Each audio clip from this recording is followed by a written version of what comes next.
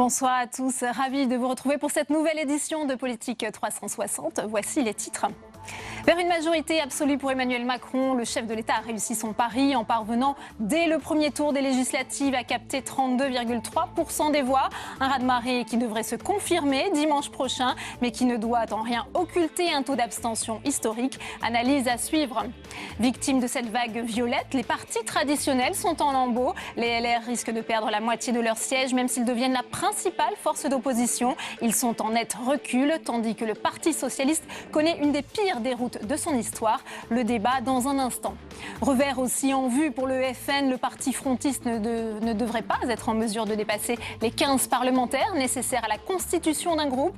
La France insoumise de Jean-Luc Mélenchon peut espérer une vingtaine de députés, bien loin des 7 millions de voix rassemblées au premier tour de la présidentielle. Et je vous rappelle que vous pouvez réagir à cette émission sur Twitter, le hashtag Politique360. Pour m'accompagner ce soir, Saveria Rojek, en direct de la salle des conférences du Sénat. Le multiplex politique et parlementaire, c'est tout de suite.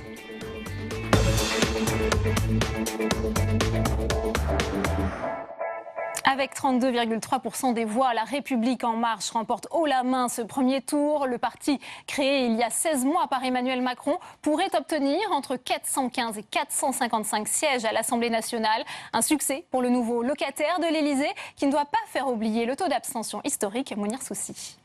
La performance est sans appel. Les candidats En Marche ont surfé sur la vague enclenchée par la présidentielle. Mais le vrai raz-de-marée se situe sur les rives de l'abstention.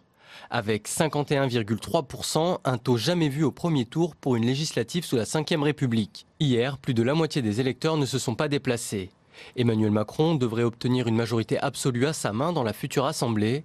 Les candidats En Marche arrivent en tête dans 3 circonscriptions sur 4. Cette domination est le signe que les électeurs souhaitent laisser au président une chance en ce début de mandat. La République En Marche est parvenue à fédérer des électeurs bien au-delà de son centre de gravité, y compris des personnes qui, idéologiquement, sont très loin du programme que propose Emmanuel Macron. Donc on voit bien que le succès aujourd'hui de La République En Marche pour ces législatives, il n'est pas réductible à des questions idéologiques. Les résultats confirment l'érosion des clivages traditionnels. Les Républicains arrivent à la seconde place, loin derrière En Marche, et le Parti socialiste sombre et réalise une contre-performance historique avec moins de 10% des voix. Ce scrutin confirme la redistribution des cartes entamée lors de la présidentielle. En raison de la faiblesse du nombre de suffrages exprimés, il n'y aura finalement qu'une seule triangulaire, retirant une grande part de suspense pour le second tour. Et première invitée de notre multiplex politique, la sénatrice Bariza Chiari qui répond aux questions de Saveria Rojek. Bonjour Bariza Chiari. Quelle est la leçon à tirer des résultats d'hier? Est-ce que ce n'est pas avant tout, j'allais dire, la victoire du dégagisme, le rejet de toute une génération de politiques avant la victoire ou l'adhésion à La République En Marche? Alors j'aime pas ce mot dégagisme, parce que ont été pris dans la tourmente des gens remarquables. J'aime pas du tout ce mot, ça ne me convient pas. Le plus beau cadeau que nous a fait Emmanuel Macron, c'est la bienveillance vis-à-vis des autres. Et ça, il faut que nous maintenions cet ADN-là. Alors, effectivement, nous, la décomposition des partis politiques, nous l'avions fait au départ. Pour ce qui me concerne au PS, je pense vous avoir dit que on a failli sur nos valeurs. Et nos militants, les militants PS ne s'y retrouvaient plus sur la déchéance de nationalité, sur la question des migrants, sur la question d'une laïcité d'autres religions qui a ses propres dogmes.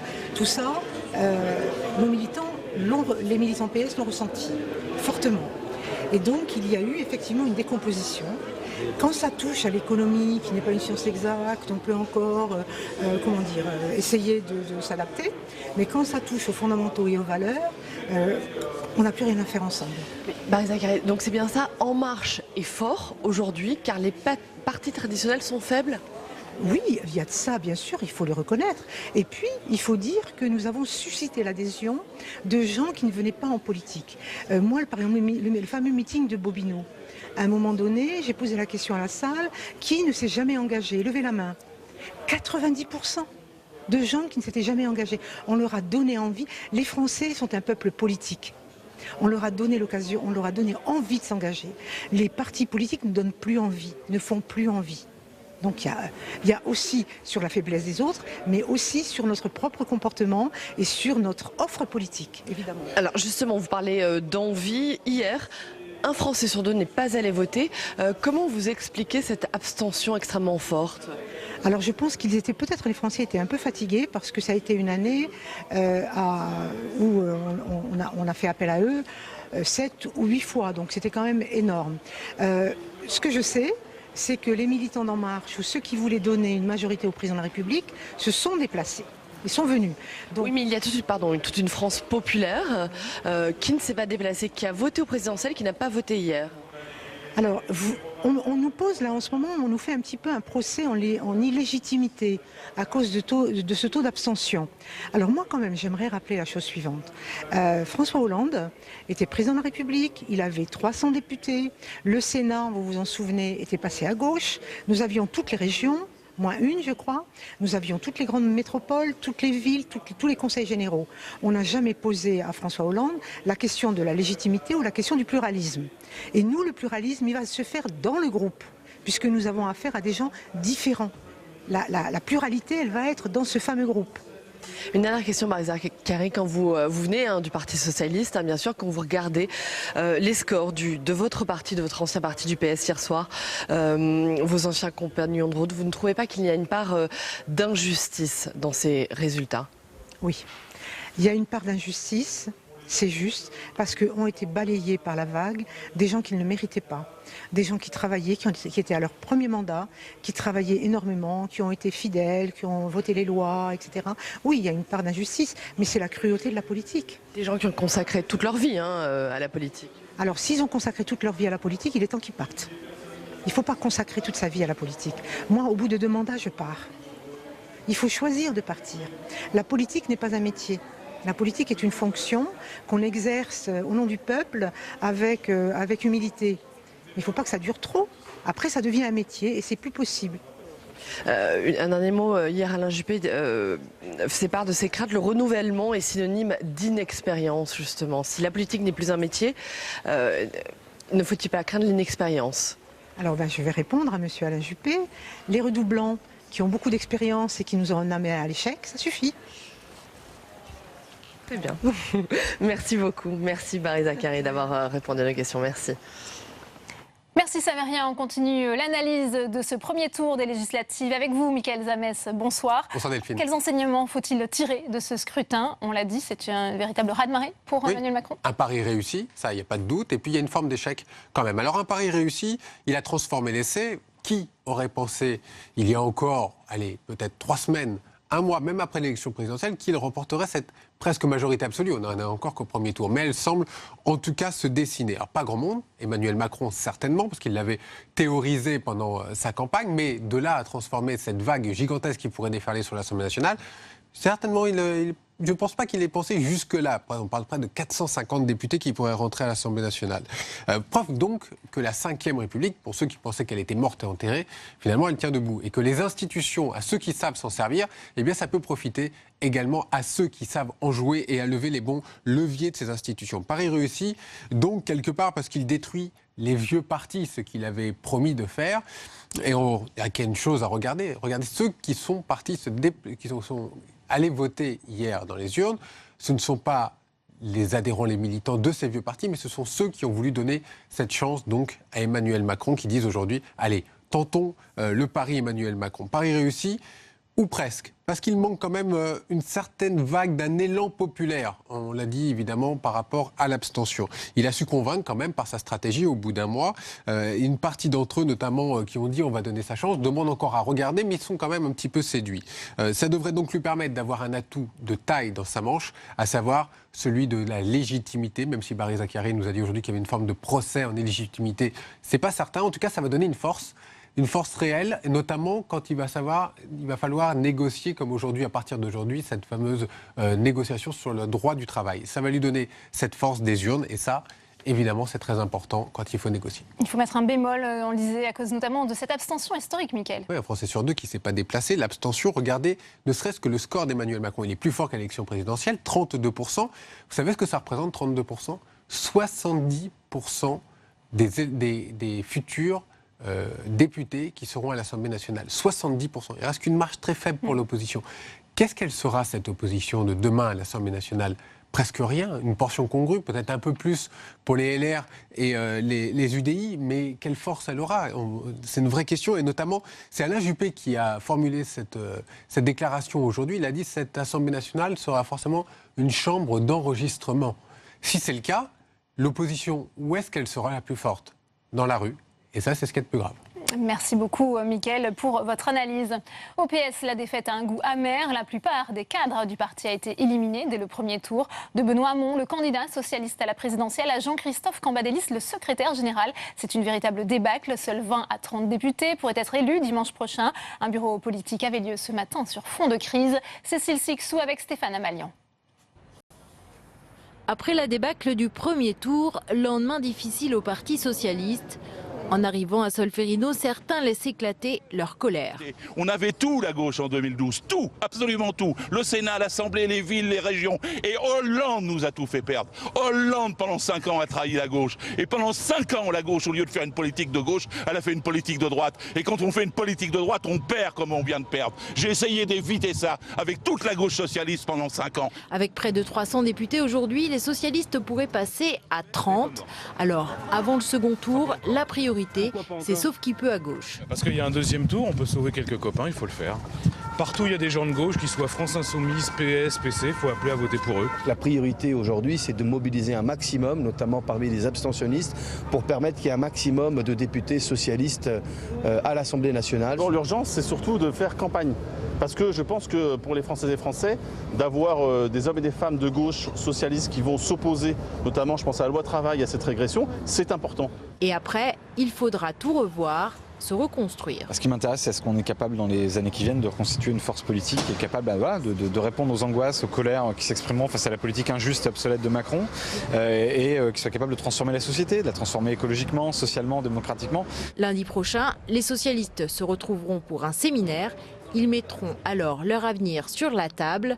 Ils devraient surtout aborder la question des moyens, car en perdant autant d'élus, le parti perdra aussi ses ressources financières. Et on continue les réactions avec Frédéric Espagnac au micro de Saveria Rogex. C'est à vous. Bonjour Frédéric Espagnac. Bonjour. Il a raison, Gérard Filoche. Hollande a tout fait perdre au PS.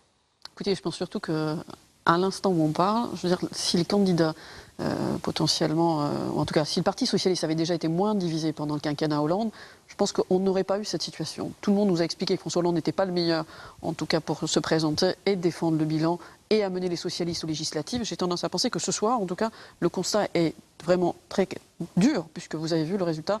Donc j'ai tendance à penser que si François Hollande avait été peut-être un peu plus soutenu et qu'il avait été soutenu pour mener cette campagne et présidentielle et législative, je ne dis pas qu'il aurait gagné la présidentielle, mais je pense que les résultats législatifs auraient sans doute été moins pires que ce soir. Donc je rappelle quand même aux socialistes qu'à un moment donné, la division ramène toujours la défaite. On en a les résultats ce soir. Donc cette Bérésina, c'est la faute aux frondeurs. Non, ce que je dis, c'est que les socialistes dans leur ensemble, nous tous, on a une responsabilité à la fois à ne pas avoir suffisamment défendu le quinquennat de François Hollande et en même temps à avoir fait le jeu des divisions. Le résultat est toujours le même et on l'a bien vu. On l'a vu aussi pendant la campagne présidentielle, puisque Benoît Hamon lui-même n'a pas été soutenu. Vous savez, moi, François Hollande était mon candidat. J'ai dit jusqu'au dernier moment que c'était mon candidat. Quand Benoît Hamon a été désigné, je l'ai soutenu parce que c'était mon devoir et que je considérais tout à fait qu'il avait été tout simplement désigné par la primaire. Et donc je crois que c'était le devoir de tous les socialistes aussi. C'est pas ce qui n'a été fait. Donc le résultat, on l'a là aujourd'hui. Quand vous regardez les scores du PS, vous trouvez qu'il y a une part d'injustice dans ces résultats? Oui, je crois qu'il y a une grosse part d'injustice, parce que j'ai envie de rendre hommage quand même à tous ces parlementaires qui, pendant 5 ans, se sont battus, qui ont fait un gros travail, à la fois sur leur circonscription et à l'Assemblée nationale, qui ont fait avancer un certain nombre de choses, de lois et de progrès social aussi. Donc, bien sûr que le quinquennat n'a pas été réussi sur tout, mais ces hommes et ces femmes, ils ont mouillé la chemise pendant 5 ans. Et vous savez, aujourd'hui, quand j'entends, encore une fois, vous savez, les politiques, et cette espèce de dégagisme, ce qui est une mode, je peux entendre un certain nombre de choses, mais je crois qu'il faut aussi rendre hommage à ces hommes et ces femmes qui n'ont pas compté leur temps, parce que c'est aussi ça, des élus. On a tendance à dire ils sont tous pourris, non, ce sont des gens qui au quotidien donnent sans doute plus aux citoyens qu'ils donnent eux-mêmes à leur propre famille. Donc je crois qu'il faut aussi rendre hommage à ces élus-là, et puis j'ai envie évidemment de penser penser à ceux qui sont encore en cours cette semaine. On a besoin de députés socialistes à l'Assemblée nationale, à la fois pour défendre la pénibilité, la non-hausse de la CSG, un certain nombre de points. Et donc, Justement, le Parti socialiste, Jean-Marie Le Guen disait hier soir, le PS est mort. Selon vous, on l'entend bien, le PS peut renaître. Comment peut-il renaître? Avec qui va-t-il renaître? Avec quelle figure? Non, mais je crois qu'il y a deux choses. Il y a à la fois une situation qui est nouvelle. Les Français ont fait confiance à Emmanuel Macron. Il faut prendre acte de cette situation. Ils ont voulu aussi, et on le voit bien, c'est en ça que je disais, ce ne sont pas la faute des députés en soi, c'est qu'ils ont voulu donner une majorité à Emmanuel Macron. En soi, ils sont cohérents. Est-ce que derrière, il faut la réussite du mandat d'Emmanuel Macron? J'ai envie de dire bien sûr que oui, pour le progrès des Français, tout simplement, de leur vie au quotidien. Pour autant, je veux dire, il y a certaines choses sur lesquelles les socialistes doivent faire entendre. On ne va pas voter contre un certain nombre de choses qu'on a défendues dans la précédente législative. Donc le PS ne sera pas dans l'opposition à Emmanuel Macron? Mais le PS sera constructif quand c'est nécessaire et c'est indispensable pour l'intérêt des Français et en même temps défendra un certain nombre d'acquis sociaux. Je parlais tout à l'heure de la pénibilité dans le cadre de la loi travail. Oui, c'est majeur. Les Français ne vivent pas de la même façon les uns et les autres. Et quand certains sont dans les 3-8, quand certains aujourd'hui sont dans des situations très précaires et avec du bruit, avec des conditions de travail très dures, il faut le prendre en compte. Ça a été un progrès de cette mandature et donc il est normal que les socialistes soient aussi à l'Assemblée nationale. Donc c'est en ça que je dis, soutenez ces candidats aujourd'hui qui sont encore en lice parce qu'on en aura besoin à l'Assemblée nationale. Et que faut-il faire justement pour ne pas tout perdre dimanche? Mais la question n'est pas de perdre ou de tout perdre pour les socialistes. La question, c'est qui sera là pour défendre au mieux les intérêts des Français. Il y a une majorité pour Emmanuel Macron, on le sait d'ores et déjà. Il faut aussi qu'il y ait d'autres députés qui viennent faire entendre aussi une autre voix, un peu plus à gauche, qui défendent aussi un certain nombre de valeurs et de convictions. C'est tout simplement ce à quoi j'appelle les Français. Très rapidement, Frédérique Espanec, hier, plus d'un Français sur deux n'est pas allé voter. Comment expliquez-vous cette abstention très forte? Je crois que surtout c'est gravissime. Au-delà du fait, dans cette maison d'histoire, de se dire que des gens sont morts pour avoir le droit de vote à un moment donné, et hommes et femmes, je crois que ne pas exercer ce droit, déjà, est malheureusement un signe terrible pour la démocratie. Et puis j'ai envie de dire aussi quand quasiment 16% des inscrits vont représenter 400 ou 450 députés à l'Assemblée nationale, d'un point de vue démocratique, ça pose un souci. Enfin, je pense que c'est une vraie question que nous, parlementaires, on va devoir... Et l'électorat Front National sera très peu représenté. Ça aussi, ça pose un souci. Oui, mais écoutez, en tout cas, je veux dire, chacun a le droit d'être représenté. Après, en même temps, je crois qu'il faut aussi que l'Assemblée nationale, comme le Sénat, soit à l'image de la société. On l'a suffisamment dit. À ce jour, on a un souci démocratique et je crois qu'il faudra, en tout cas, le résoudre. Très bien. Merci beaucoup. Merci Frédérique Espanec d'avoir répondu à nos questions. Merci. Merci à vous, Saveria. Et à droite, le parti LR enregistre un très fort recul de 205 sortants. Seuls 100 députés pourraient siéger au Palais Bourbon. Ils pourraient faire entendre leur voix, mais laquelle entre opposition absolue et opposition constructive? Le parti devra trancher sur sa ligne. Jérôme Rabier. La courte nuit n'a pas permis aux Républicains de digérer les résultats d'hier soir. Alors ce matin, à l'heure du bureau politique, chacun fait part de sa déception. Et les ambitions se résument au strict minimum. Ça serait bien d'avoir au moins un député de droite de Paris à l'Assemblée nationale. Donc je fais le travail. Mais c'est très dur, très dur. Si le message est à l'unité jusqu'à lundi prochain, la colère pousse pourtant certains à déjà tirer un premier bilan. La première erreur, c'est d'avoir fait les primaires. Et c'est là qu'est le péché initial qui a provoqué la bombe à fragmentation derrière. En plein doute, la droite cherche déjà à se projeter dans l'avenir, mais il faudra déjà régler les conflits en interne. Attendez, il faut tout remettre à plat et puis vite. Savoir est-ce qu'on peut rester tous ensemble, savoir sur quel statut, sur quel fondement, comment on retrouve nos électeurs, nos militants. Recomposons un vrai parti politique. Pour vous, l'explosion est inéluctable ? L'explosion, j'en sais rien. En tout cas, les faux semblants, ça suffit. Après à peine une heure de bureau politique, peu acceptent de parler. Mais les silences valent parfois bien des mots. Les rares qui s'arrêtent devant les micros répètent en boucle un élément de langage. Nous appelons à un sursaut citoyen en demandant aux électeurs de ne pas faire de En Marche un parti totalement hégémonique, un parti unique, de la pensée unique avec un programme unique. La droite et l'UDI espèrent tout de même sauver une centaine de députés, incarnant une faible opposition à l'immense majorité annoncée. Les vraies explications viendront la semaine prochaine, lors d'un nouveau bureau politique et promettent d'être bien plus agités. Une nouvelle réaction, celle du sénateur LR des Hauts-de-Seine, Roger Carucci, au micro de Saveria Roger, qu'on l'écoute. Bonjour Roger Carucci. Bonjour. Alors à l'aune des résultats d'hier, est-ce que vous avez l'impression d'une certaine façon d'appartenir à un monde ancien, un monde, non mais j'allais dire que les électeurs en tout cas ont massivement rejeté hier? Vous savez, comme toujours dans les périodes électorales, en fonction des résultats, on gagne, on perd. Et quand on perd, il y a ceux qui vous font la leçon d'éternité. Ah là là, on est passé de l'ombre à la lumière, enfin, un autre monde. Ça, c'est la vieille politique. Très bien. Non, c'est pas comme ça que ça se passe. En vérité, nos électeurs nous reprochent encore les présidentielles. Ils n'ont pas accepté d'avoir un candidat qui soit éliminé dès le premier tour. Quand on est la mouvance héritière du gaullisme, se retrouver éliminé au premier tour, c'est presque une humiliation sous la Ve République pour nous. Roger Carucci, pardon, d'une façon générale, il y a quand même un rejet des partis traditionnels, vous ne pouvez pas le nier. Ce n'est pas que la campagne de François Fillon. En même temps, pardon de dire, c'est très clair qu'En Marche, dans quelques semaines, sera un parti traditionnel, avec un groupe parlementaire, avec un président de parti, avec un président de groupe, et il fonctionnera comme un parti. C'est comme ça. La nature ayant horreur du vide, les parlementaires, les militants d'En Marche ne vont pas appartenir à rien. Donc ils seront dans un parti. Le problème, c'est que il y a 6 mois, tout le monde nous disait imperdable, vous allez gagner les présidentielles, vous allez gagner les législatives, et sur toutes les thématiques qui sont les vôtres, sécurité, immigration, fiscalité, emploi, tous les Français sont avec vous. C'était le bonheur intégral, on devait tout gagner. On a tout perdu. Bon. Donc, mais on n'a pas tout perdu parce que le monde a changé en 6 mois.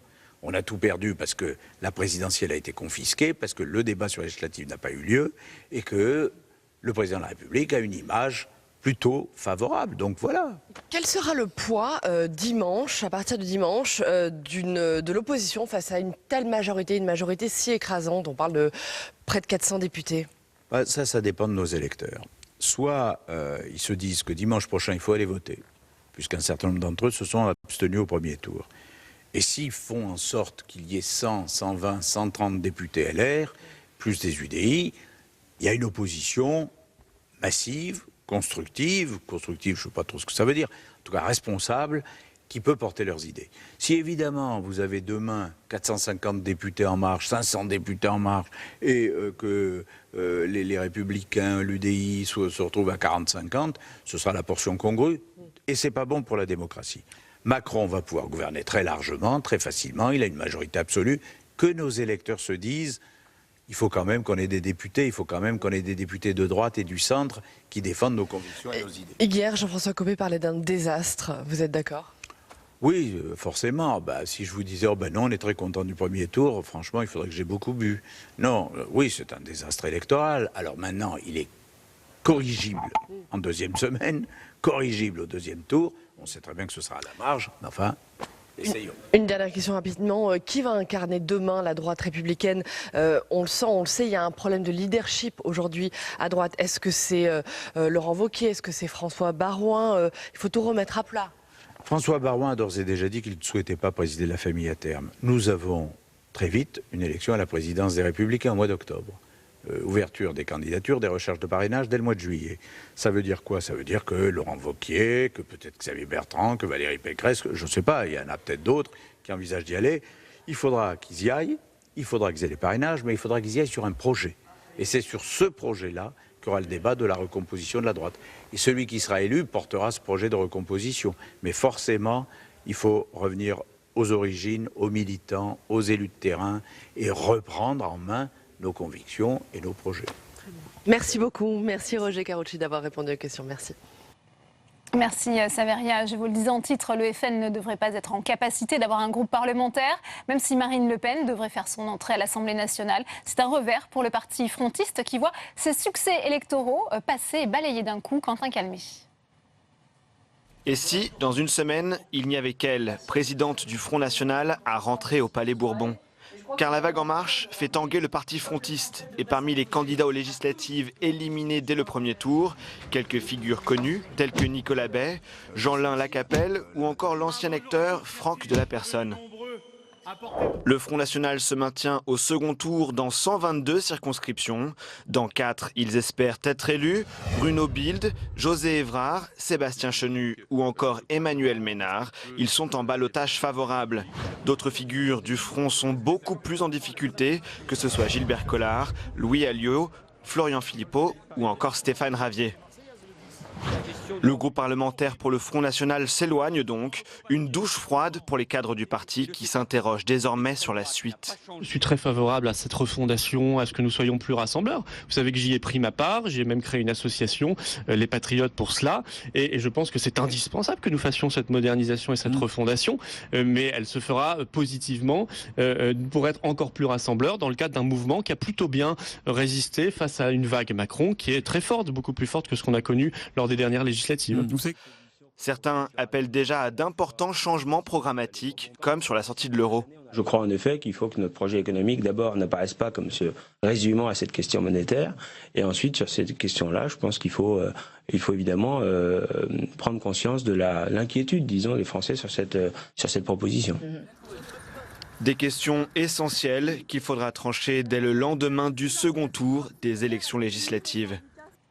Le succès personnel de Jean-Luc Mélenchon ne doit pas masquer les scores décevants et loin des objectifs que s'était fixé la France Insoumise, qui avec à peine 11% des voix peut espérer 8 à 18% des suffrages. Marie Brémond. Sans surprise à gauche, la France Insoumise est devant le Parti Socialiste. La France Insoumise voit ses candidats présents dans des dizaines de circonscriptions au second tour. À commencer par Jean-Luc Mélenchon dans la 4e circonscription à Marseille.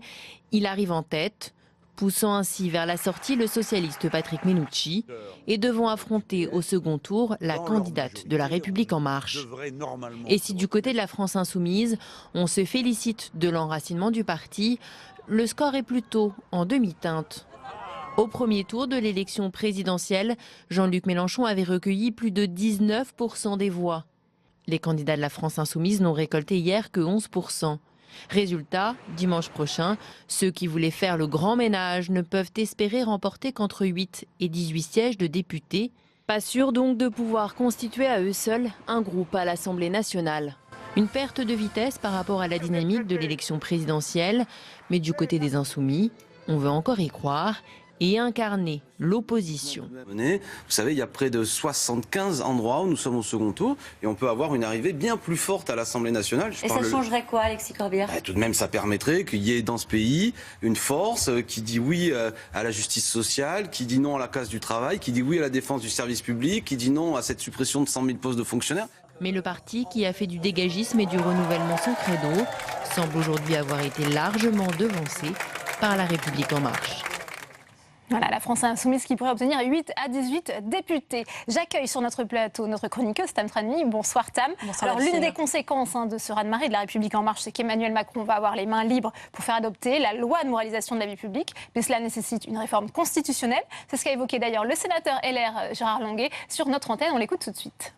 Je pense qu'avec cette majorité, le président a la majorité de la réforme constitutionnelle en additionnant les voix des 3/5, ses voix à l'Assemblée et ses voix au Sénat, parce qu'il aura évidemment des supporters et des soutiens au Sénat, au-delà des quelques noms qu'on connaît aujourd'hui. Il va pouvoir réformer, manifestement, il pourra réformer la Constitution sans passer par le référendum. Il peut donc aller très vite. Tam, est-ce que Gérard Longuet a raison ? Eh bien, alors, avec ses 32% au premier tour, eh bien, La République En Marche et ses alliés du MoDem pourraient obtenir entre 415 et 455 sièges, selon les projections à l'Assemblée nationale. On va couper la poire en deux. Imaginons que le parti d'Emmanuel Macron obtienne 430 sièges. Eh bien, ça veut dire 430 députés qui, quoi qu'il arrive, votent la réforme constitutionnelle. Alors, pour que la réforme soit adoptée en congrès à Versailles, il faut plus qu'une simple majorité. Il faut l'accord des 3/5 du Parlement, soit le vote de 555 élus. Alors, admettons que seuls ces fameux 430 députés de La République En Marche votent la révision constitutionnelle. Il manque donc à Emmanuel Macron 125 sénateurs, soit un gros tiers du palais du Luxembourg pour obtenir l'adoption d'un tel texte en congrès à Versailles. C'est faisable, ça, il les aura, ces parlementaires au Sénat. On sait que la moitié doit être renouvelée fin septembre. Est-ce qu'il faut aussi s'attendre à une importante poussée des élus En Marche ici à la Haute Assemblée? C'est sûr qu'on ne pourra pas avoir le même ras-de-marée qu'à l'Assemblée nationale. Déjà, c'est mécanique parce que seulement la moitié des sénateurs sont renouvelés lors de ce scrutin, donc 174 personnes. Ensuite, ils sont élus par de grands électeurs qui sont à 95% des conseillers municipaux. Étant donné les résultats des dernières élections municipales, ce sont majoritairement aujourd'hui des élus de droite. Toutefois, il faut voir que toute l'élection d'Emmanuel Macron a absolument tout bouleversé et qu'il ne faut absolument pas sous-estimer la dynamique présidentielle. Déjà, il y a les élus ralliés de plus ou moins à longue date comme François Patriat, Nicole Bricq ou plus récemment Jean-Baptiste Lemoyne. Au Sénat, il y a tout de même une trentaine d'élus socialistes, une dizaine d'UDI et une bonne partie du groupe RDSE. À cela, il faut ajouter les Macron compatibles, à l'instar à gauche de ceux qui, comme Didier Guillaume, le patron des sénateurs socialistes, veulent participer à la majorité présidentielle, ou encore la ligne chez les LR de Fabienne Keller. Et puis, il faut bien voir que l'étiquette En Marche pour les législatives a bien fait ses preuves et le succès va certainement aimanter de nouveaux élus au Palais du Luxembourg. Mais admettons que le Sénat n'est pas 125 élus macronistes. Que se passe-t-il, Tam ? Eh bien, ça n'empêchera pas certains de voter en faveur de cette loi parce que c'est politiquement compliqué à assumer de ne pas voter une révision constitutionnelle qui porte sur la suppression de la Cour de justice de la République, sur la fin de la présence des anciens présidents de la République au Conseil constitutionnel ou encore la limitation du cumul des mandats dans le temps. Tout ça, ce sont des mesures très populaires auprès de l'opinion publique. Alors, allez donc expliquer ça à votre électorat. En revanche, prenez l'interdiction de cumuler 3 mandats successifs. Cela pourrait aussi frapper directement certains élus du Palais du Luxembourg. Il y a 14 élus qui briguent un 4e mandat. Ça pourrait également frapper de grands électeurs, un facteur qui jouerait, lui, en la défaveur de La République En Marche lors des sénatoriales. Merci beaucoup, Tam, pour votre analyse. On continue d'analyser justement les conséquences et les enseignements de ce scrutin avec mes invités dans le premier débat de Politique 360.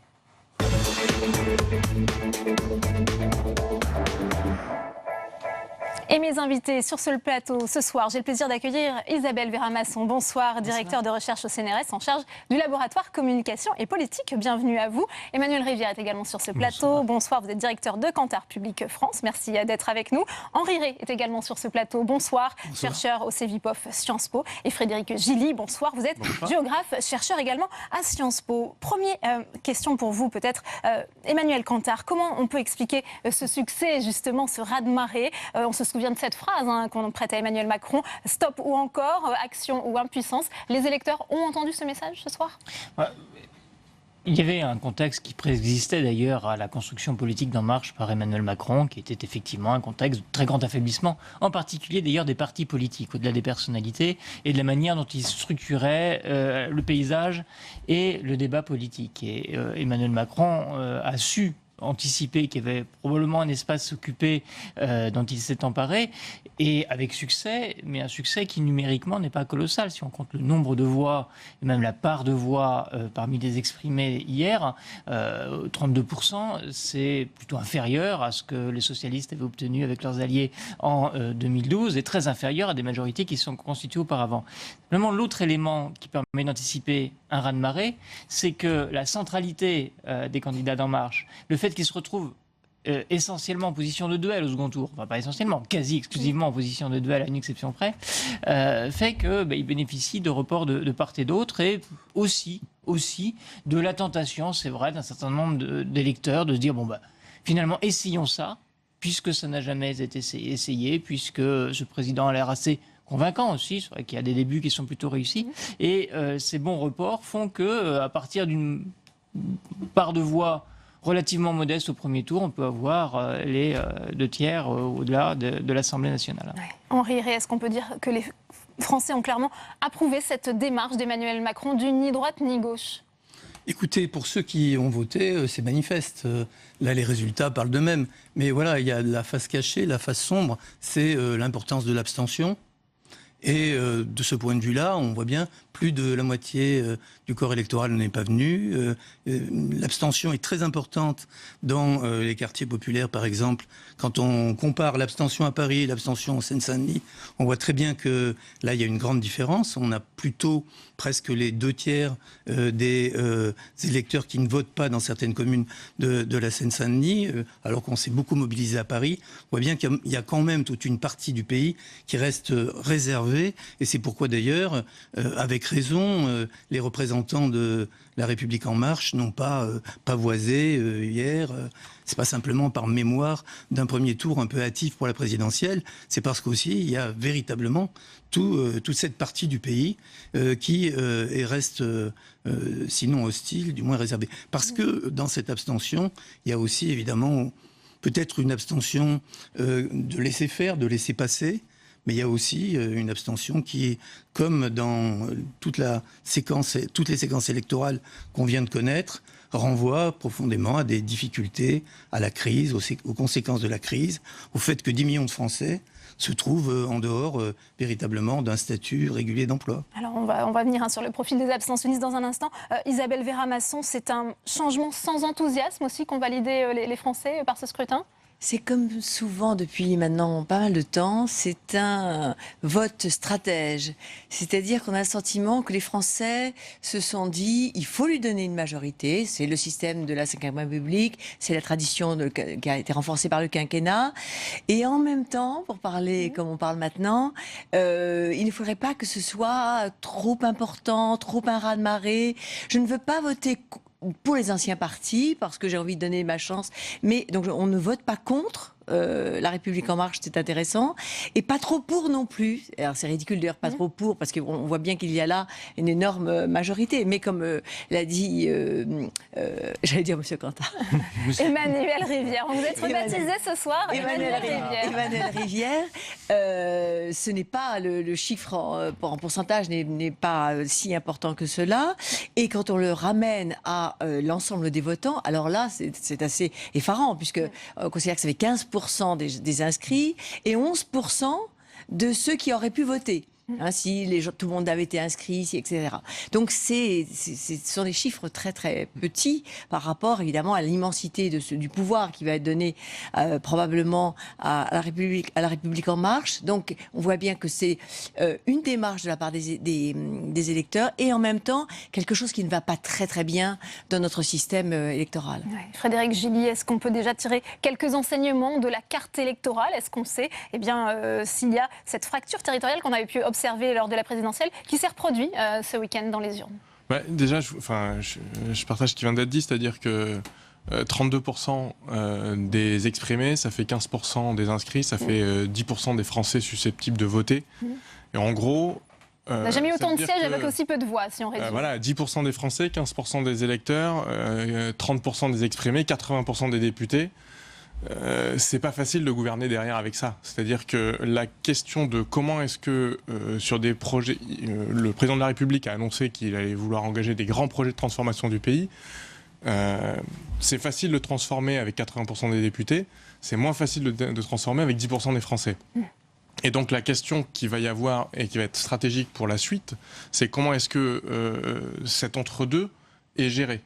Parce que après, sur la question que vous posiez, je dirais qu'il y a deux choses, moi, qui m'ont alerté. J'ai pas eu le temps encore de faire des cartes très détaillées, mais quand on regarde l'abstention, il y a deux endroits en France particulièrement dans lesquels on a un différentiel assez marqué entre l'abstention au premier tour de la présidentielle et l'abstention au premier tour des législatives.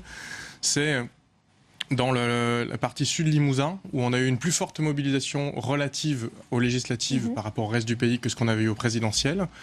Et à l'inverse, dans le sud de l'Aisne, le nord de la Marne, des endroits où le Front National avait été relativement installé, il y a eu une abstention extrêmement forte ce coup-ci, alors qu'elle avait été plus faible à la présidentielle. Donc, comment vous l'expliquez je pense que l'effet, la décomposition qui a touché le Parti socialiste, puis les Républicains, touche aujourd'hui le Front National. C'est-à-dire que On a, à mon avis, ce que j'entends et ce que je vois au quotidien dans les réunions publiques que j'organise un peu partout en France, c'est vraiment que la décomposition de l'ensemble du corps partidaire est en cours. Et j'aurais tendance à dire que ce que fait Emmanuel Macron, il est le premier à occuper un espace pour lequel on attend que les autres arrivent. C'est-à-dire que les électeurs de gauche, pour le moment, ils sont pas venus parce qu'ils attendent d'avoir leur Macron. Les électeurs de droite, ils attendent d'avoir leur Macron. Les électeurs Front National attendent d'avoir leur Macron. Pour le moment, il y en a un au centre. Il a recomposé le centre, il a fait exploser le reste du système politique. Emmanuel Rivière, peut-être vous souhaitiez ajouter un mot sur l'abstention. Oui, enfin, et peut-être revenir aussi sur ce qu'il vient d'être dit. Sur l'abstention, enfin, mécaniquement, c'est assez lisible. Hein. C'est-à-dire que, certes, En Marche n'a pas obtenu un grand nombre de voix ramenées à l'ensemble des électeurs potentiels. Mais En Marche maintient à peu près ses électeurs par rapport à la présidentielle. Ils perdent 1 million d'électeurs, un petit peu plus de 1 million. Le Front National et la France Insoumise perdent 4,5 millions d'électeurs chacun par rapport à la présidentielle.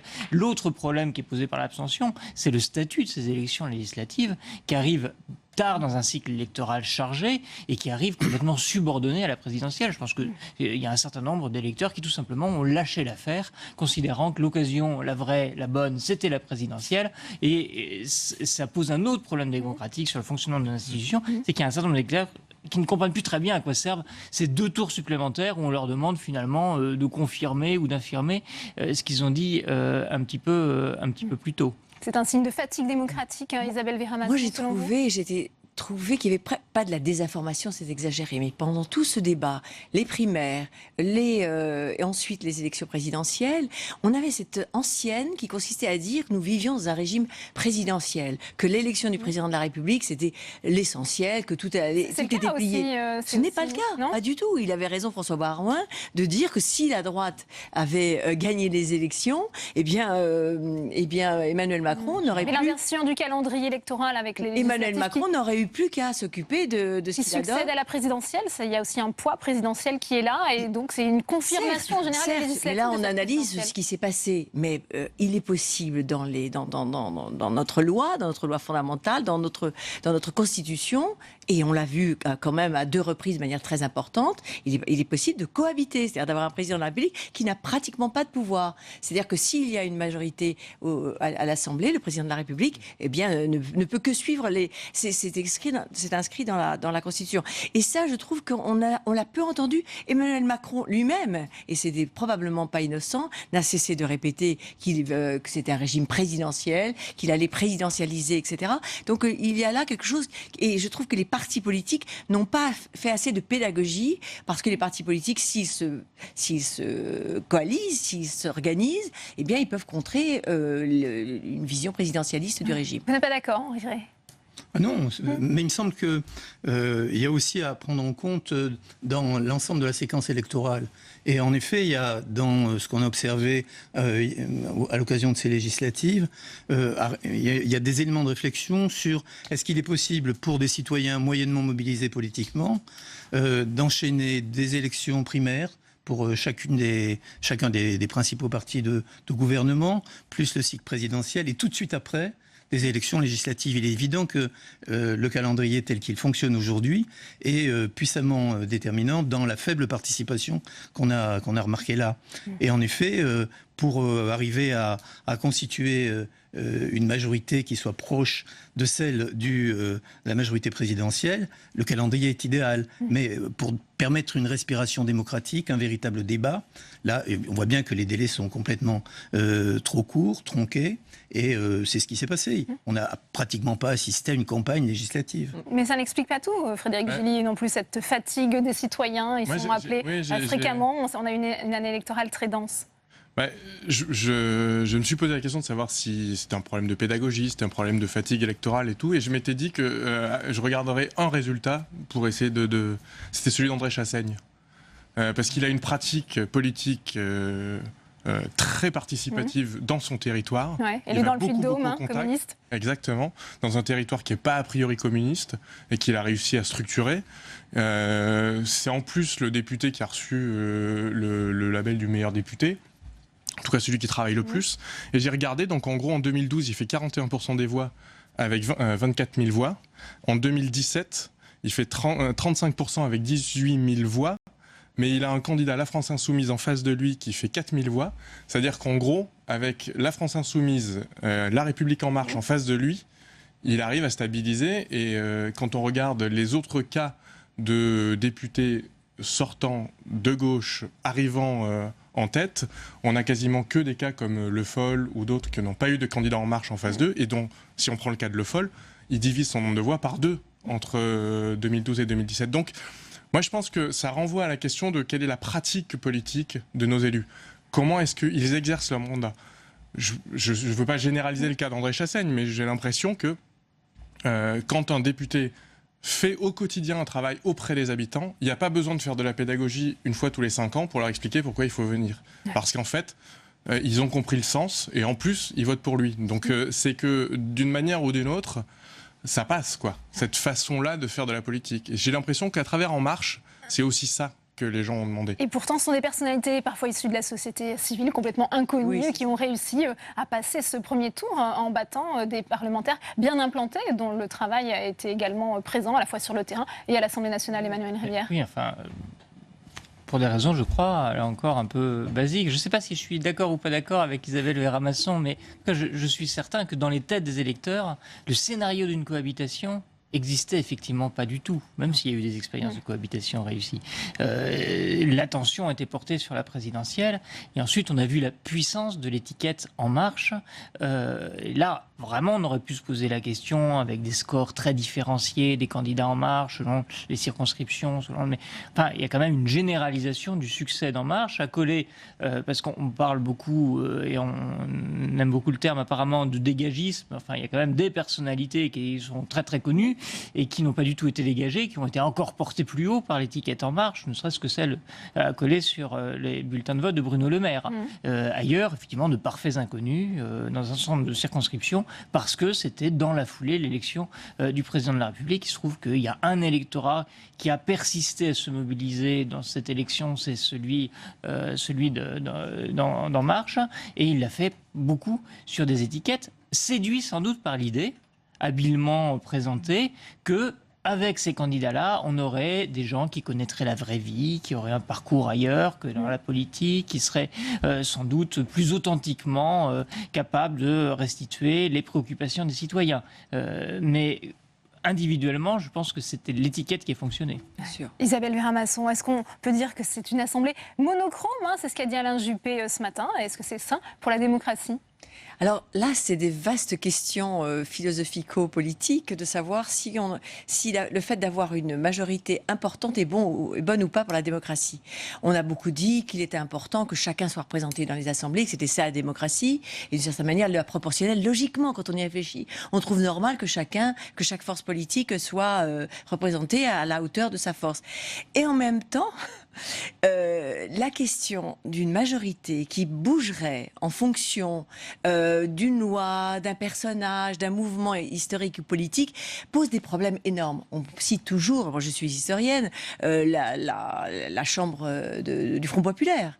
Qui est donc été élue à gauche et qui finalement a été celle qui a accompagné le passage vers Pétain et qui a voté des lois qui est devenue tout d'un coup une chambre pas du tout à gauche. Donc pourquoi ? Parce que justement on pouvait, étant donné la manière dont se faisaient les élections et l'organisation de l'Assemblée nationale, on pouvait comme ça déplacer les majorités. C'est ce qui s'est passé sous la 4e République, où de la même manière vous votiez pour quelqu'un et vous vous retrouviez avec une Assemblée qui faisait autre chose et éventuellement un président du Conseil qui ne venait pas du tout de la même famille politique. Donc c'est pas forcément non plus démocratique. Donc avoir une majorité, ça a été la force de la 5e République, que l'on connaisse, qui est stable, qui va appliquer ce pourquoi vous avez voté. Finalement, c'est ça, moi je crois, en tous les cas, et apparemment nous sommes plus tous d'accord, c'est ça qui paraît le plus démocratique, même si il faudrait peut-être corriger, et c'est ce que j'avais annoncé Emmanuel Macron, mais François Hollande l'avait dit aussi, il faudrait corriger cet effet massif d'entraînement des élections par un peu de proportionnel. Ouais. Henri Rey, est-ce que cette majorité absolue, c'est aussi synonyme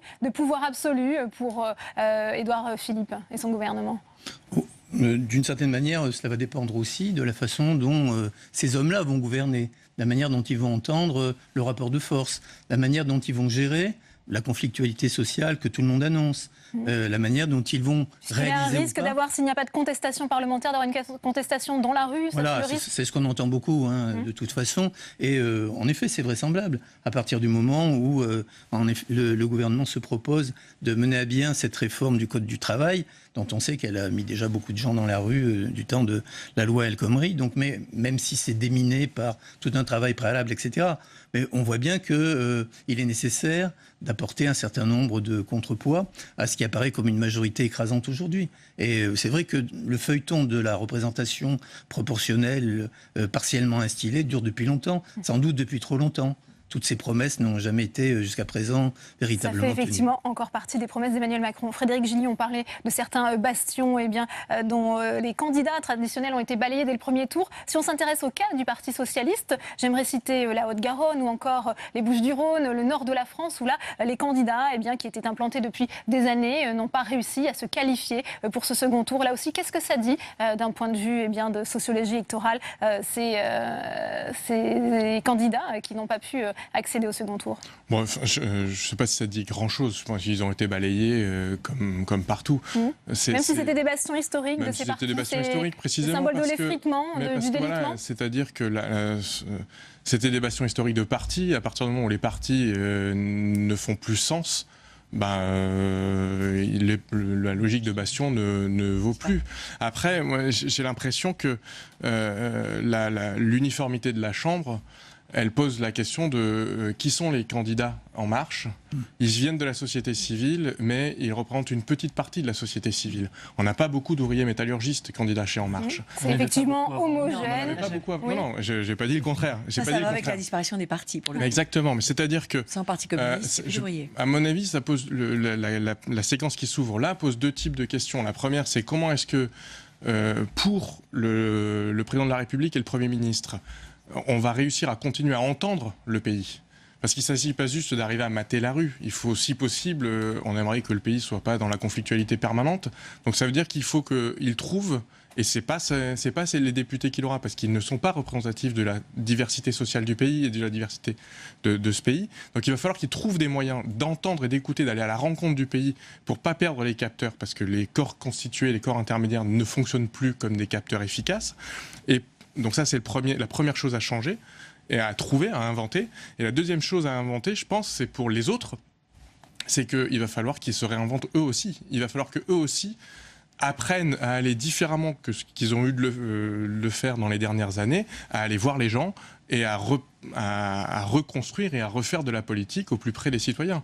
Parce que je ne pense pas que ce sera avec Emmanuel Macron qu'on aura en 2022 des candidats ouvriers métallurgistes. En revanche, peut-être que si la France Insoumise ou d'autres s'y mettent, il y en aura peut-être. Et je laisse les autres catégories socio-professionnelles aux autres partis. Mais je pense qu'il y a un vrai besoin de renouvellement en profondeur de l'ensemble de notre appareil politique. Il a commencé, mais il faut réinventer les méthodes de travail et le fonctionnement de l'ensemble de notre classe politique et de nos partis.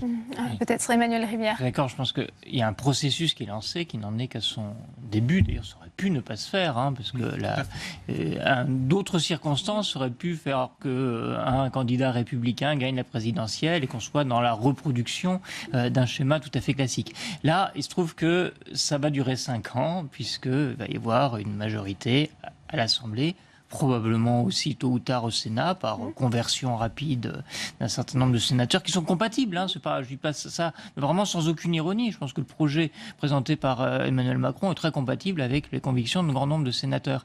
Et donc forcément les autres forces politiques et les électorats aussi vont se réorganiser autour de cela, l'un entraînant l'autre d'ailleurs. Et il y a un temps assez long entre aujourd'hui et la prochaine élection, et les élections sont assez structurantes de cette articulation entre une offre politique et entre un désir d'électeurs, mais ça va se faire, et je pense que si ce n'est les européennes en 2019, par la suite, les départementales, régionales, et arriveront avant les municipales, vont être l'occasion de réorganiser un petit peu cette offre politique.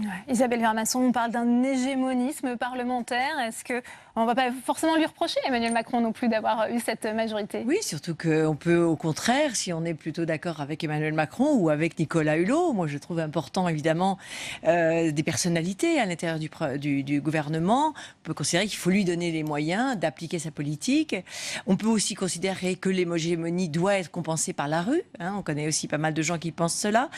Mais l'hégémonie peut aussi faire un effet inverse, c'est-à-dire écraser les velléités de manifester, de sortir dans la rue parce qu'il y aurait un manque de légitimité de ceux qui vont dans la rue et qui n'accepteraient pas cette chambre bleu horizon. C'est-à-dire ce moment où apparemment, la nation se met d'accord pour donner une chance à une nouvelle équipe politique qui sont plutôt sémillants, nouveaux et en qui, apparemment, les Français, quittant ce décliner sous cette mauvaise humeur, ont envie de réussir. Inexpérimenté aussi, ces parlementaires. Alors, inexpérimenté, alors là aussi, les deux sont possibles.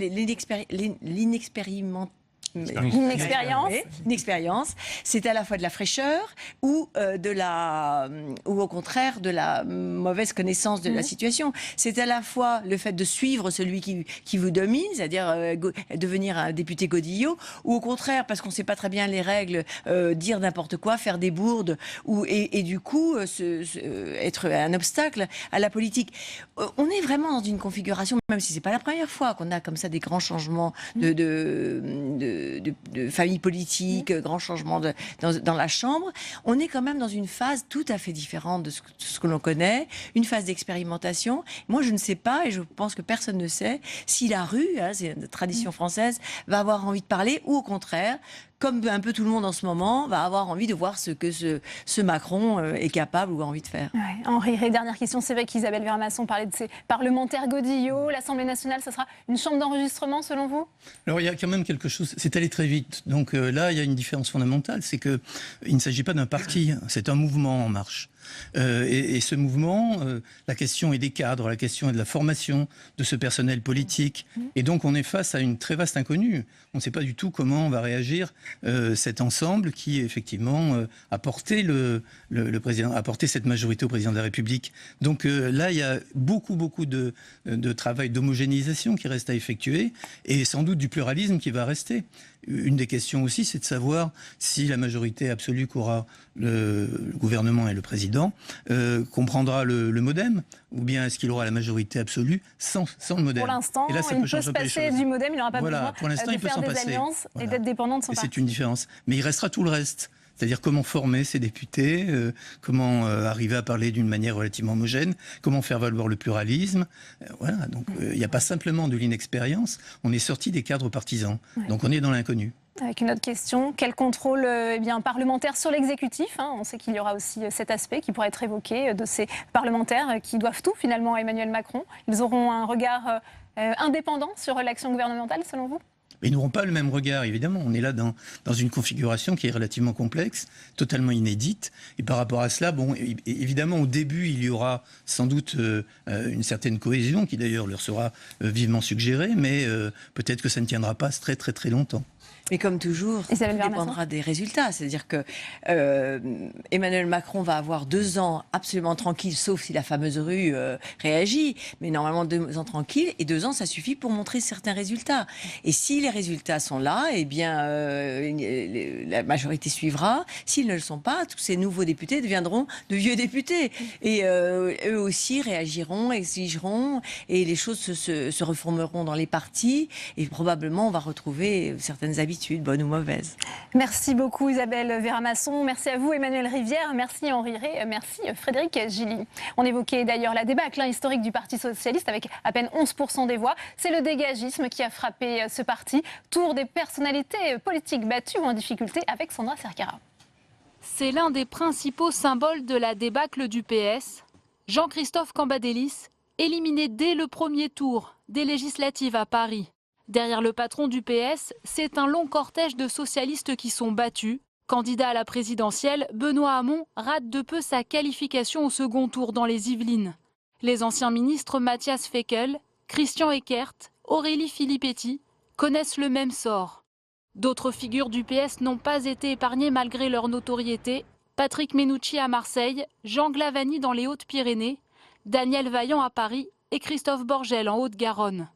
Des poids lourds de l'Assemblée nationale ont aussi été balayés, comme Elisabeth Guigou, députée depuis 15 ans, qui ne passe pas le premier tour. D'autres socialistes sont en ballottage défavorable, comme Najat Vallaud-Belkacem, largement distancée dans le Rhône, et Jean-Jacques Urvoas dans le Finistère. Tous deux distancés par des candidats La République En Marche. Seul Stéphane Le Foll, proche de François Hollande, sans candidat La République En Marche face à lui, a viré en tête dans la Sarthe, tout comme Marisol Touraine en Indre-et-Loire. Enfin, l'ancien Premier ministre Manuel Valls, en tête dans l'Essonne, qui doit maintenant gérer un second tour à haut risque, pouvant se transformer en référendum contre lui. Et si la droite peut se prévaloir d'être la principale force d'opposition, le coup est rude pour de nombreux parlementaires engagés depuis longtemps en politique et pour qui le scrutin d'hier a été fatal. Marie Brémaud. Spectaculaire sortie pour l'ancienne plume de Nicolas Sarkozy-Henri Guénaud. Non investi par les Républicains, l'ancien député des Yvelines avait décidé de se lancer dans la 2e circonscription de Paris. Mais c'est un raté puisqu'il peine à recueillir 5% des voix. Il se retire de la vie politique, non sans adresser avant un message empli d'amertume à son électorat. L'électorat qui a voté dans la 2e circonscription de Paris aujourd'hui, dans le 6e arrondissement, le 5e et une partie du 7e, est à mes yeux à vomir. Pour eux, ce n'est pas encore l'heure du point final, mais la bataille semble mal engagée.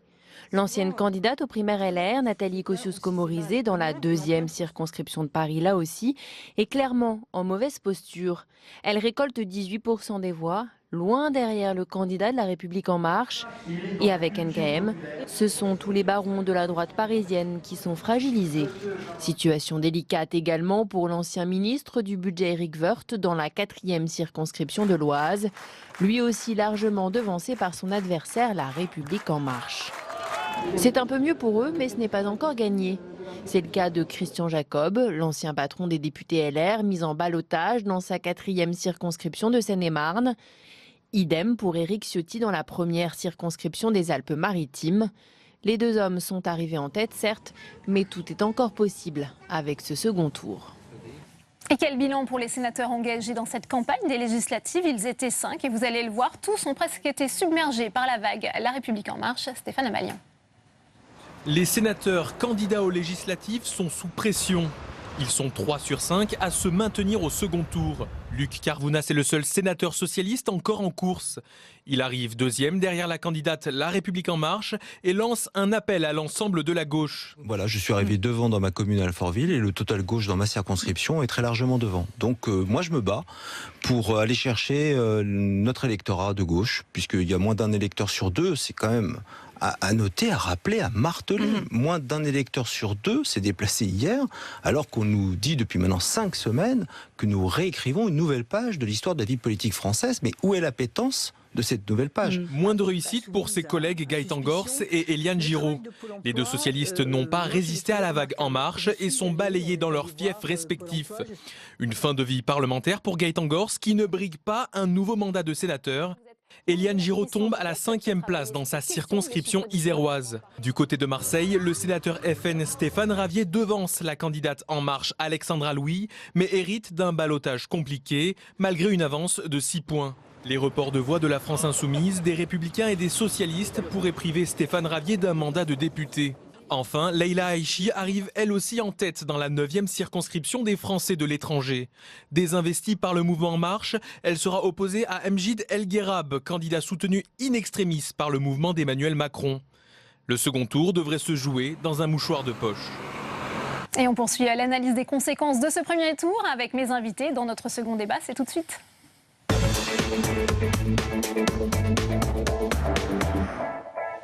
5 invités m'ont rejoint sur ce plateau. Marie-Noëlle Lienemann, bonsoir, sénatrice socialiste de Paris, merci d'être avec nous. Alain Joyandet est également sur ce plateau, bonsoir, sénateur Les Républicains de la Haute-Saône. J'accueille également Éric Coquerel, bonsoir. Vous êtes candidat pour les législatives dans la France Insoumise, dans la 1re circonscription de Seine-Saint-Denis. Vous êtes qualifié pour le second tour, on va en parler dans un instant. J'accueille également Valrand Saint-Just, bonsoir. Vous êtes président du groupe FN au Conseil régional d'Île-de-France, trésorier du parti. Et puis Jean-Baptiste Lemoyne, Lindemann, bonsoir. Bonsoir. Vous êtes sénateur, vous étiez républicain, sénateur de Lyon, et vous soutenez à présent le mouvement En Marche. Première question pour vous. Alain Juppé a dit qu'on s'acheminait vers une assemblée monochrome. Est-ce que c'est sain, selon vous, pour la démocratie, ce raz-de-marée violé? Mais vous savez, ce qui fait la force d'En Marche, c'est la diversité des profils, des parcours, des personnes qui se retrouvent dans cette dynamique. Mais il se trouve que... il y a cette diversité et en même temps, tout le monde regarde vers le même objectif et tendu vers cette idée de sortir le pays de l'ornière. Selon vous? Et oui, moi je le vois. Regardez, s'exprimer. Département de Lyon, voilà. Trois circonscriptions, 3 candidats En Marche qui arrivent tous en tête. L'un qui est issu de la gauche social-démocrate, l'autre qui est issu du centrisme et le troisième qui vient de la société civile. Mais écoutez, c'est là un magnifique concentré et condensé de ce qu'est En Marche, c'est-à-dire un mouvement qui va, je crois, profondément refonder la vie politique française, qui en a bien besoin, parce que c'est vrai qu'un certain nombre de Donc ce que vous nous étaient un dites, c'est petit que ce ne peu seront pas des redisciplement. députés godillots, ces députés En Marche, une fois élus? Vous savez, j'ai été en soutenir beaucoup en France et je peux vous dire qu'ils ont tous des expériences très solides dans le monde associatif ou en tant qu'élus locaux. Et je pense que voilà, ils ne sont pas là pour être godillots, ils sont là pour faire avancer le pays. Ouais. Alain Joyandet, dans quel état d'esprit se trouve votre parti, les Républicains? Vous êtes sonné par cette défaite. On voit aujourd'hui, vous serrez finalement les rangs jusqu'à dimanche prochain. On viendra après le temps des questions, notamment sur la stratégie adoptée. Oui, c'est une défaite, c'est clair, présidentielle, législative. On voit mal comment d'ici dimanche inverser la tendance, mais en tout cas, essayons de faire élire le maximum de députés de notre mouvement. On voit bien, d'après les résultats, qu'à 20%, bien sûr que c'est une défaite, mais essayons d'être positifs. Vous allez perdre la moitié des sièges. Hein. Bien sûr, c'est un risque. C'est pas écrit parce qu'il y a énormément d'électeurs qui ne sont pas venus voter. Moi, j'appelle à un sursaut au deuxième tour, pas que pour nous d'ailleurs. J'écoutais ce matin un de vos confrères qui disait que si le scénario du deuxième tour se réalisait, on risquait de voir, en chiffres, avec des chiffres incontestables, 7% des électeurs inscrits qui auront sans doute désigné 70% des députés. Voilà où nous en sommes aujourd'hui avec cette abstention record. Donc moi j'appelle vraiment à un sursaut citoyen des électeurs pour venir donner un peu de légitimité à cette assemblée nouvelle, parce que si elle est peut-être diversifiée, mais en tout cas très inexpérimentée et très nombreuse, avec effectivement un parti hégémonique, si en plus tout ça dépend d'une très très grande abstention, je pense que les choses ne seront pas faciles dans les mois à venir pour les dirigeants futurs, quelle que soit leur bonne volonté, quelles que soient leurs compétences, ils seront face à un vrai problème de légitimité. Quant à nous, les Républicains, je suis tenté de dire, on sauve l'essentiel dans effectivement ce qu'on peut appeler, non pas une déroute ou une disparition, mais une vraie tempête dans laquelle il faut rester un bon marin pour ramer et sauver l'essentiel et traverser cette tempête. Oui, la tempête, elle est là aussi, Marie-Noëlle Lienemann, pour le Parti socialiste. Quel est, selon vous, son espoir de survie pour ce Parti socialiste dans sa forme actuelle? Alors d'abord, première étape, réussir le deuxième tour. En effet, le risque est grand d'avoir une assemblée quasi monocolore. Et franchement, c'est pas sain. Parce que la réalité, c'est qu'on nous avait dit, grâce à Emmanuel Macron, il y a un nouveau rapport à la politique, un nouveau rapport à la citoyenneté. Hélas, on voit que le taux d'abstention est considérable, qu'il n'y a pas une adhésion massive aux propositions d'Emmanuel Macron, et qu'à partir de ce moment-là, la crise politique est toujours devant nous. Elle pose d'ailleurs des questions institutionnelles. Moi, je reste avec un grand regret. On devait faire la proportionnelle. À chaque fois, on dit qu'on va la faire, on ne le fait jamais. Alors, soit on ne le dit plus, soit on le fait. Moi, je pense que ça fait partie des choses avec d'autres changements institutionnels qui s'imposent. Mais dans l'immédiat, on voit qu'il y a de la menace de nous faire croire qu'il y aurait une adhésion au détricotage du Code du travail, à des choix par ordonnance de recul sociaux. Quelles sont les motivations des électeurs? Pourquoi ont-ils porté finalement aux urnes les candidats de la République en marche? D'abord parce qu'ils n'ont pas cru. Je pense qu'il y a eu plusieurs raisons. Il y a d'abord cette espèce de système légitimiste qu'on voit s'accentuer depuis des années d'ailleurs, surtout depuis le quinquennat, et l'inversion du calendrier, mais qui est quasi corrélatif au quinquennat. Cette idée qu'il faut donner une légitimité au président. Deuxièmement, peut-être le sentiment qu'il n'y avait pas une alternative après l'élection du président qui permettait de contrecarrer, si je puis dire, ce cas très particulier d'un président qui a 24% au premier tour et qui, face à Marine Le Pen, obtient une majorité. La crédibilité d'une alternative pour peser et pour contrecarrer ces dérives était faible. Et tout cela, et une crise profonde de politique. Alors moi, je ne me dérobe pas. Je dis premièrement, il est essentiel que nous soutenions tous les candidats de gauche présents au deuxième tour, qui sont clairs et nets sur quelque chose de majeur, qui sont d'ailleurs les propositions que nous avons faites dans cette élection législative. Refuser les ordonnances sur le Code du travail, refuser la baisse du nombre de fonctionnaires, ne pas donner la confiance au gouvernement d'Emmanuel Macron, parce que la confusion nous enterre. Après, on va donner la parole, si vous voulez bien, à Valrand Saint-Just pour que tout le monde... il y a tout à reconstruire au PS et à gauche. Valrand Saint-Just, où sont passées les voix des électeurs Front National? On a l'impression qu'ils se sont peu mobilisés pour on assiste à deux effondrements. Nous maintenons parfaitement nos positions par rapport à 2012. Alors on me dit oui... c'est un retour en arrière, justement. On a l'impression que les succès électoraux ont été balayés. Il y avait 11 millions de voix lors du deuxième tour de la présidentielle, etc. Mais la présidentielle, c'est pas la législative. Et ça l'est d'ailleurs de moins en moins à chaque fois, là vous avez raison, qu'elles reviennent après ces présidentielles. Ça n'a rien à voir. Regardez même le taux d'abstention. Dans des conditions institutionnelles et politiques difficiles, nous maintenons parfaitement nos positions. J'entendais mon voisin qui connaît tout ça, il sait que c'est un peu dangereux pour lui, c'est-à-dire 20 millions de voix pour M. Macron, mais dont 10 qui ne viennent vers vous que pour faire barrage à Marine Le Pen, 400 et des poussières... 3 quarts des électeurs du premier tour sont venus, contrairement à l'électorat du Front National. Bon, plus de 400 députés avec plus de 50% d'abstention. Donc vous êtes obligé de dire « Ah oui, mais de toute façon, ça n'a pas grande importance parce que nos élus seront des gens extraordinaires. » Et vous serez des gens comme les autres élus. Et vos élus au Parlement européen, élus également avec 55% d'abstention, ils sont légitimes ou pas alors? Non mais d'accord, bon, mais vous c'est pas le Parlement européen, c'est l'Assemblée nationale française et la présidence de la République, faite pour diriger la France dans des circonstances extrêmement difficiles, alors que vous avez des projets qui ne serviront à rien, mais qui vont à nouveau diviser considérablement la société française. Vous devriez faire beaucoup plus attention que cela et ne surtout Avant de faire répondre Jean-Baptiste Lemoyne. Vous ont donné un chèque en blanc. Éric Coquerel, même question. On a le sentiment que Jean-Luc Mélenchon n'a pas réussi à capitaliser sur les 7 millions de voix qu'il avait pu obtenir au premier tour de la présidentielle, malgré quelques succès individuels. C'est un revers sur le plan national pour la France insoumise, ces résultats? C'est votre sentiment, mais ce n'est pas le mien. Mais je vous pose la question. Oui, mais j'entends bien. Écoutez, Jean-Luc Mélenchon, on a une nouvelle force que nous avons créée, qui est partie d'un constat. En 2012, Jean-Luc Mélenchon a fait 11% des voix. Nous avions proposé avec le Front de gauche des alliances qui étaient en réalité, qui répondaient à des cartels de partis, à géométrie variable. Et nous avions vu notre score s'écrouler et également le nombre de députés au deuxième tour, puisque nous en avions à peu près 19. Cette fois-ci, avec une force nouvelle, c'est-à-dire l'idée de créer un mouvement qui est aujourd'hui le premier mouvement dans notre espace politique, social et écologique, très clairement, vu l'effondrement du Parti socialiste. Nous avons 74 candidats investis au deuxième tour, donc avec la possibilité d'avoir des dizaines d'élus.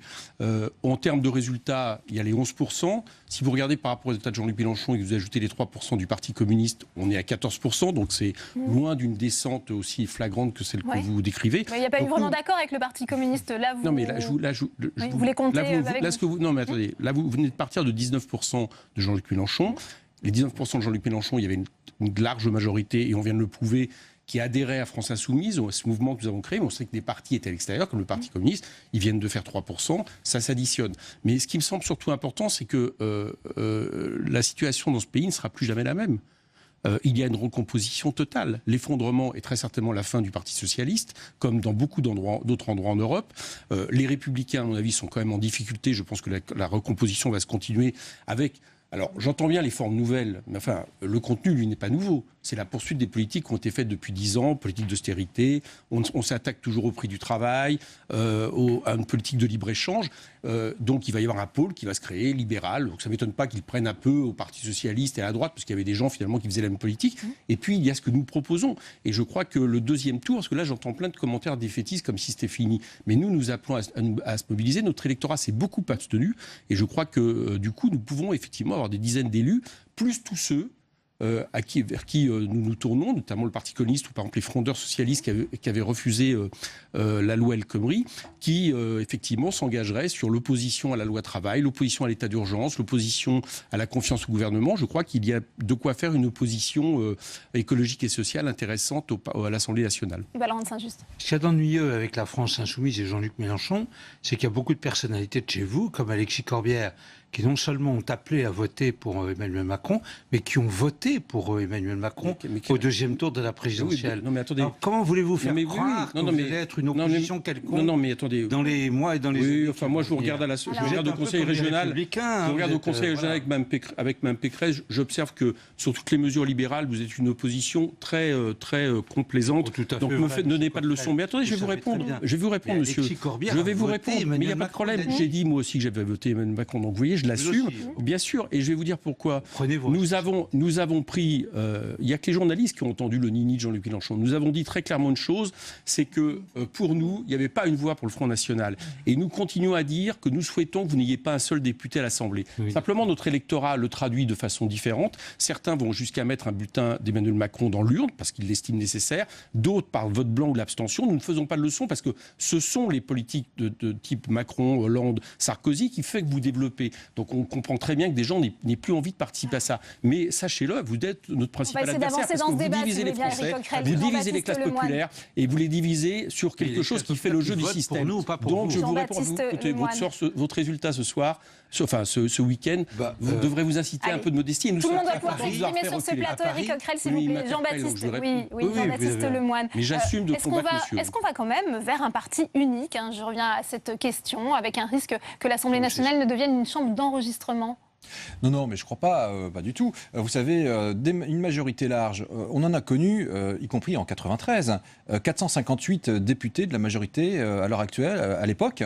Donc, vous voyez qu'on est quand même dans des chiffres qui étaient assez importants. Regardons l'Allemagne, avec une coalition qui réunit également 80% de parlementaires qui soutiennent le gouvernement. Donc, tout ça pour dire que, effectivement, la différence avec le quinquennat qui s'achève, qui s'est achevé, c'est que, voilà, il y aura une majorité à la fois cohérente et forte et stable, alors qu'on a vécu des feuilletons à répétition sur la déchéance de nationalité, sur effectivement la loi travail, sur énormément de textes, et que donc voilà, pour avancer, c'est important. Vous assemblez comme on ça disait, Valente Saint-Just, si vous voulez bien, Alain Joyandet, qu'on n'a pas beaucoup entendu sur ce plateau, on sait qu'il y aura un groupe parlementaire à l'Assemblée nationale, à peu près une centaine de députés. Vous pourrez faire entendre votre voix, mais laquelle? Ça sera de l'opposition constructive, parfois avec un soutien à certaines mesures réformes d'Emmanuel Macron, ou de l'opposition absolue.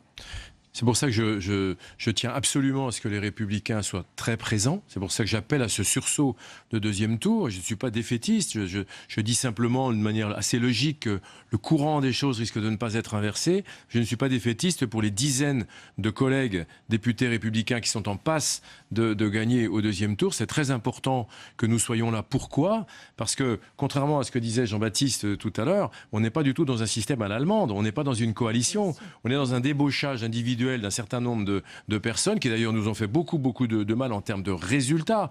Bon, et ça c'est les faits. Si malgré la présence de membres LR au gouvernement, et notamment la personne d'Édouard Philippe. Mais bien sûr, si le président avait voulu faire une coalition à l'allemande, il aurait attendu le deuxième tour des élections législatives, il aurait réuni les partis avec lesquels il aurait pu éventuellement gouverner, et là les choses auraient été totalement différentes. L'opposition que nous voulons être, si nous sommes dans l'opposition, ce qui paraît quand même assez vraisemblable, c'est une opposition qui dira oui quand les mesures seront bonnes, et qui dira non quand les mesures ne seront pas bonnes. On est par exemple totalement opposé à l'augmentation de la CSG qui va toucher des millions de gens. Mais vous très, n'excluez très pas modestes. un soutien sur certains sujets. On n'exclut pas un soutien sur certains sujets, mais sur un point qui est pas surtout sur le code du travail, sur certaines mesures, pas sur d'autres. Et en tout cas, pour la plupart d'entre nous, il va y avoir un vrai sujet. Ça sera le vote de la confiance. Qui la votera, alors qui ne la votera pas. Il en était question au bureau politique ce matin chez les LR. En ce qui nous concerne, au bureau politique, des Républicains. Vous la voterez, cette confiance, à Édouard Philippe ? L'immense majorité des députés républicains ne votera pas la confiance pour la bonne raison êtes sûr de ça ?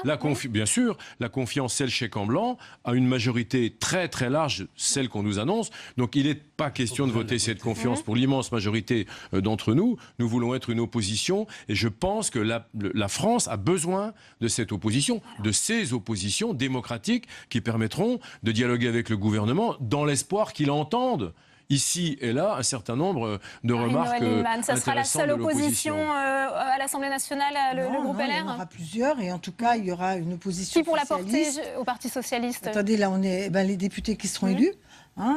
Et j'espère qu'ils seront nombreux, et notamment ceux qui se sont toujours opposés aux dérives libérales, par exemple la remise en cause du Code du travail. Donc par rapport à cette réalité, le Parti socialiste sera un parti d'opposition. En même temps, il faut arrêter. Moi, j'entends aujourd'hui le discours que quand on est d'opposition, on n'est pas Pavlov.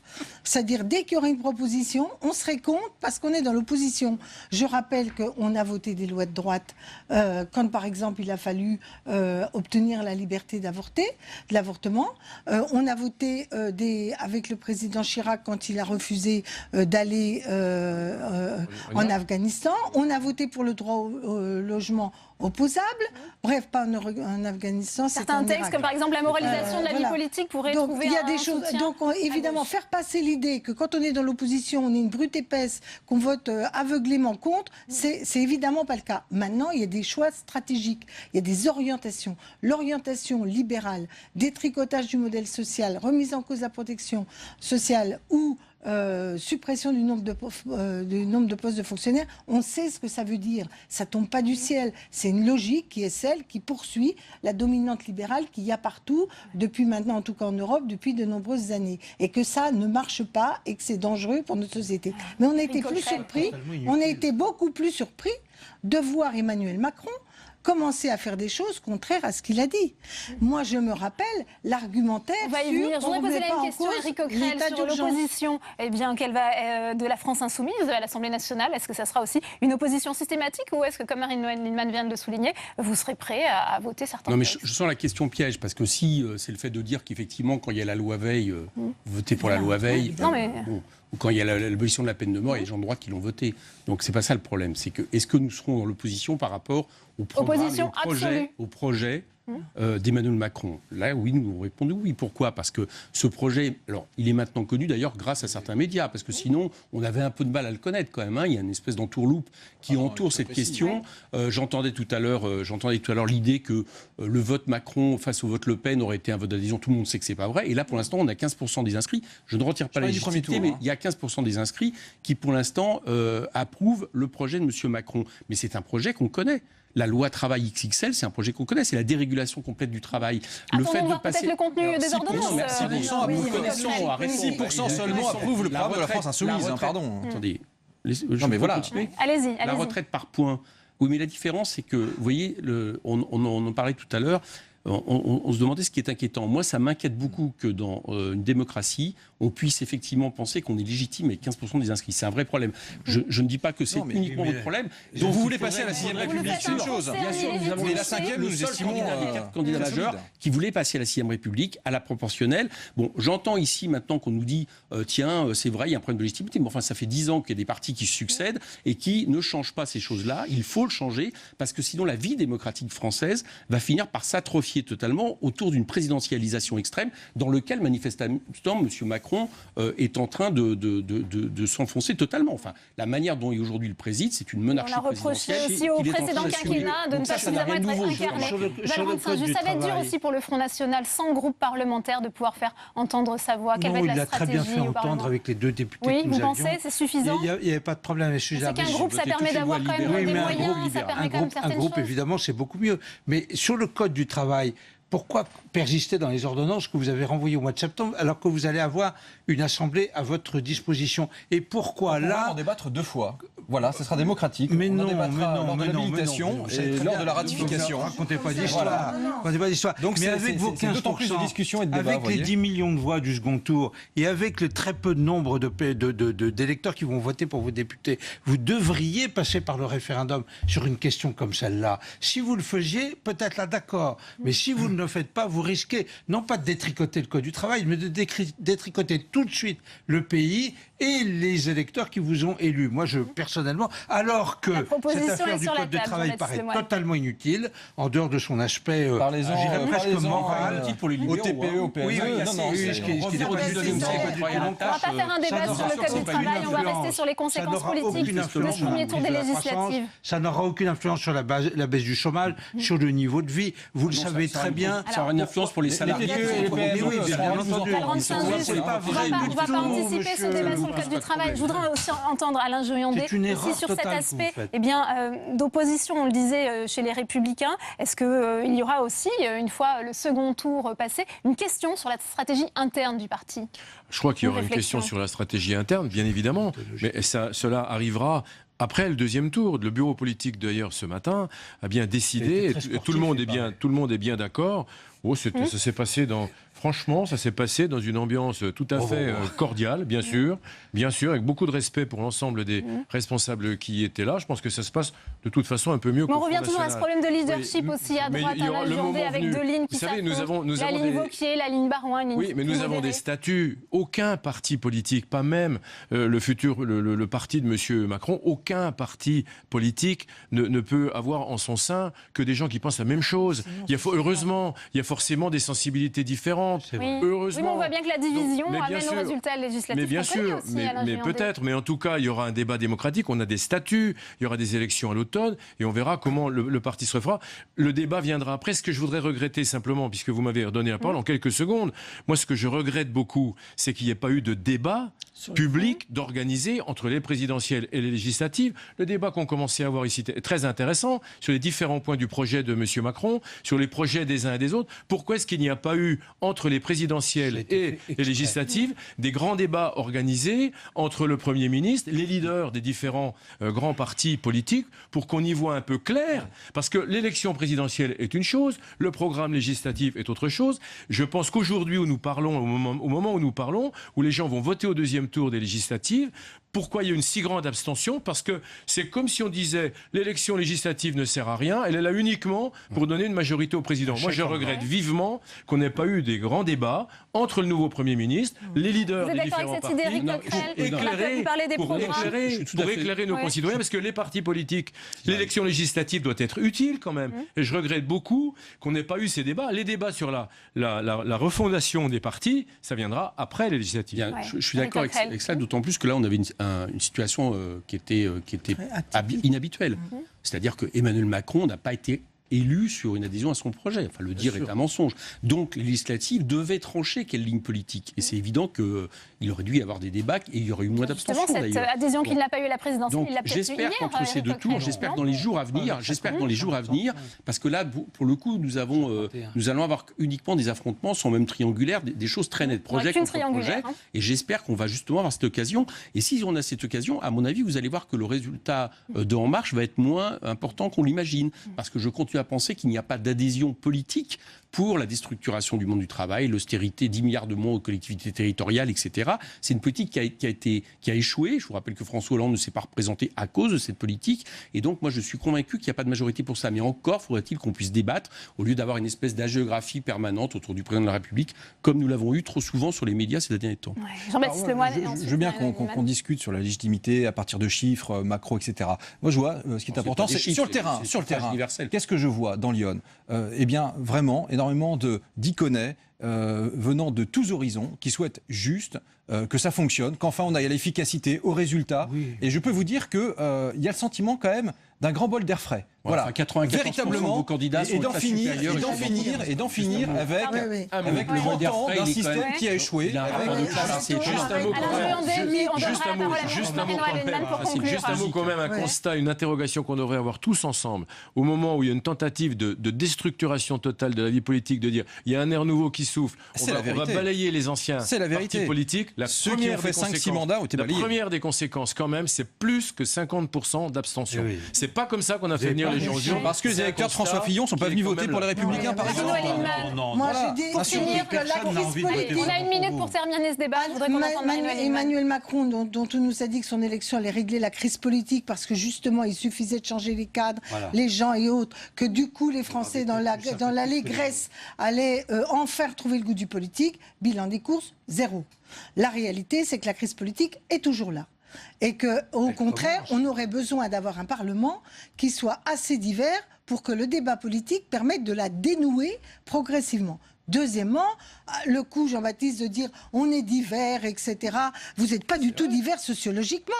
Vous êtes massivement issus des catégories aisées de la population. Policiers, agriculteurs, artisans, il y a prenez 2 ou 3, mais là, 70%. Et moi, je dis que le vrai renouveau, c'est quand on est capable de donner aux classes populaires, aux catégories sociales moyennes et basses, une vraie voix, une représentation dans laquelle ils se sentent pris en compte. Et la crise politique, elle vient de là. Et moi, je plaide coupable sur le fait que le Parti socialiste aurait dû s'attaquer à cette question. Je suis assez content parce qu'il se trouve que je pense qu'il y a un rejet des partis qui sont partagés le pouvoir depuis 10 ans. Ça, c'est exact.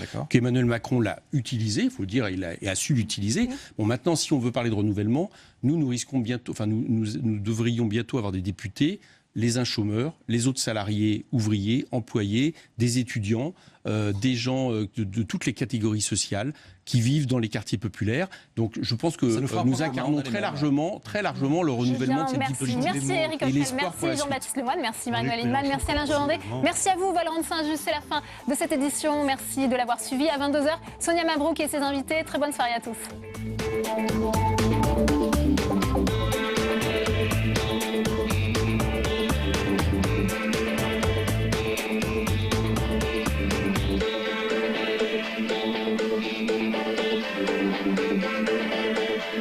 Thank you.